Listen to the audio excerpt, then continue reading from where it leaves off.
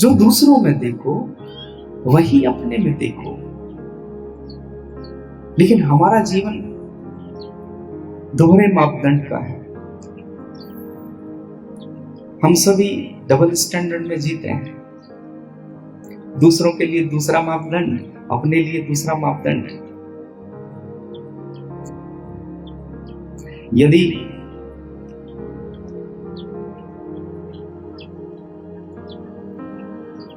कोई क्रोध करता है, गाली गलौज करता है, तो हम कहते हैं बेकार आदमी है। किस तरह की बातें करता है, पढ़ा लिखा नहीं है, समझ नहीं है, कैसे घर से आया है।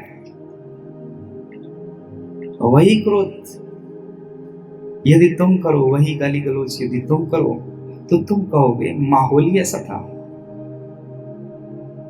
मुझे उकसाया गया, तो क्या करता,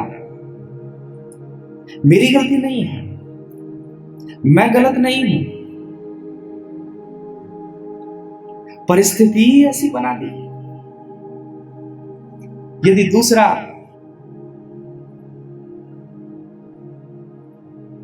चोरी करता हुआ पकड़ा जाए, तो तुम कहोगे चोर है, पापी है, नरक में डालो, सजाएं दो। यही चोरी यदि तुम करते हुए पकड़े जाओ, तो तुम कहोगे क्या करता, पत्नी बीमार थी, दवाई के पैसे नहीं थे, बच्चे भूखे थे, रो रहे थे, परिस्थिति कुछ ऐसी थी।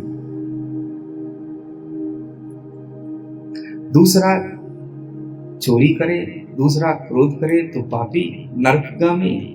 तुम करो तो परिस्थिति जन्य विषय, परिस्थिति के कारण ऐसा हो गया।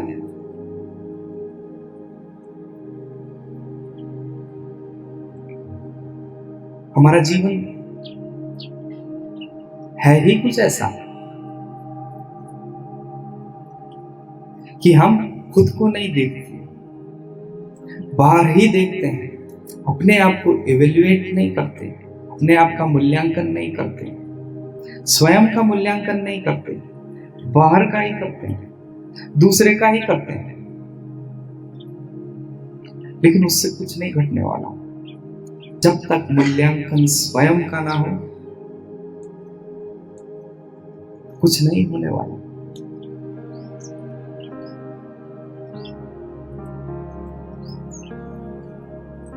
इसी कारण जो आदमी एक मूल्यांकन रखेगा, तुम देख करके देखो, यदि एक मूल्यांकन है, सभी को एक तराजू पर तोलते हो, तो तुम में कंपैशन, करुणा का उदय होगा।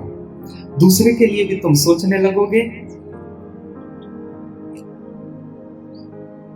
कि ये चोर है, ये पापी है, इसने गलती की है, जो गलती इसने की है, मेरे में और उसमें फर्क सिर्फ इतना है, ये पकड़ा गया, मैं पकड़ा नहीं गया, उसने किया, मैंने सोचा, फर्क सिर्फ इतना है।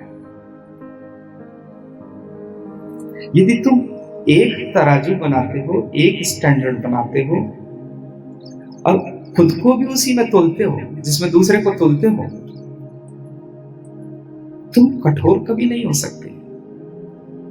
फिर तुम नहीं कहोगे कि नरक में डालो, फांसी चढ़ा दो।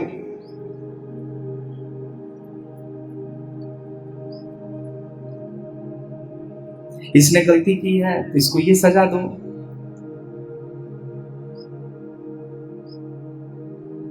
क्योंकि जो दूसरे से हो रहा है वही तुमसे भी हो रहा है।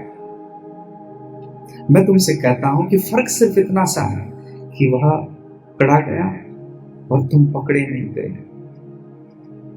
फर्क सिर्फ यह है।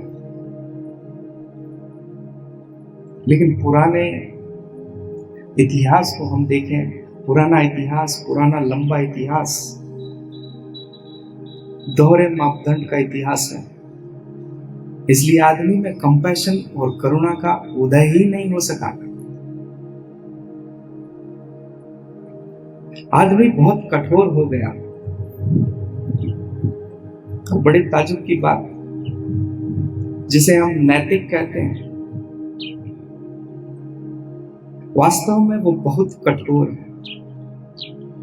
नैतिक आदमी इतना कठोर है और इतनी हद दर्जे की दुष्टता कर सकता है कि तुम भी नहीं कर सकते। बस वो कोई भी गलती करता है तो उसे नैतिकता का जामा पहना देता है।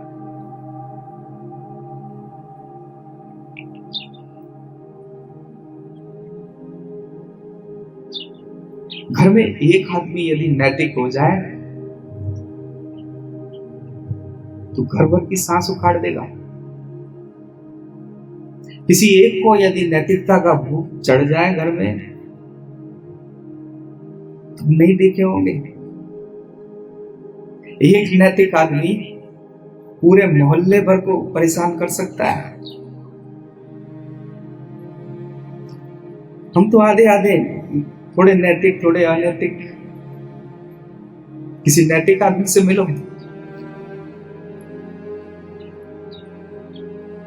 कुछ नैतिक आदमियों ने अंग्रेजों की नाक में भी दम किया था।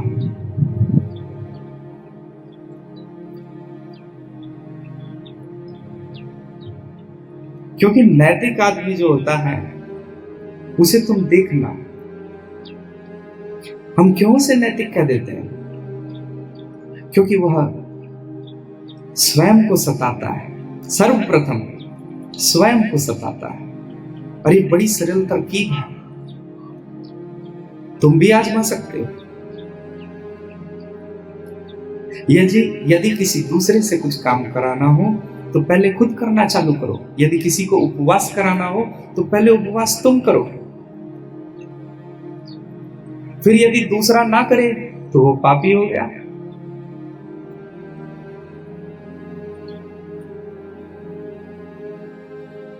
मन कहीं भी हो, पूजा करनी है।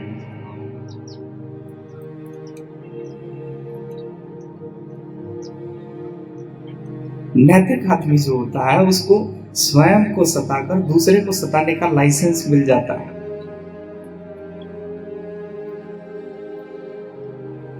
वही नैतिक आदमी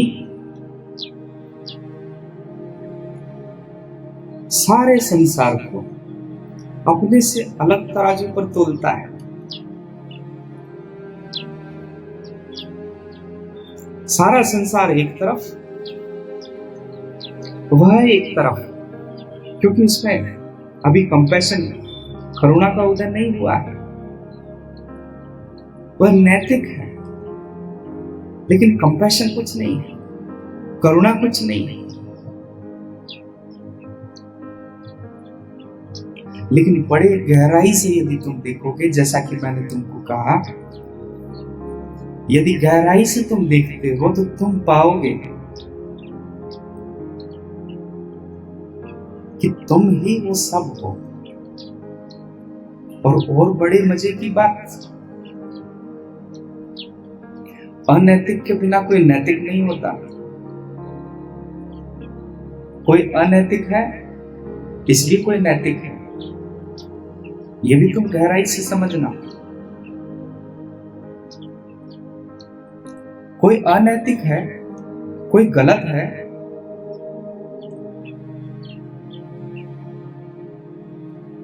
इसलिए कोई सही है।